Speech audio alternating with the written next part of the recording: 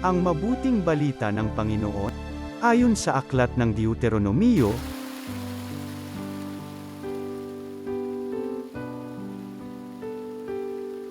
sinabi ni Moises sa bayan, kailangan ninyong dinggin ang tinig ng inyong Panginoong Diyos at buong puso't kaluluwang sundin ang kanyang mga utos.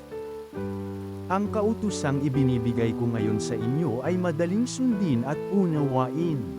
Ito'y wala sa langit, kaya hindi ninyo masasabing walang aakyat doon at kukuha sa kautusan upang marinig ninyo at maisakatuparan. Niwala ito sa ibayong dagat, kaya di ninyo masasabing walang tatawid sa dagat para kunin ang kautusan at nang marinig ninyo at maisagawa.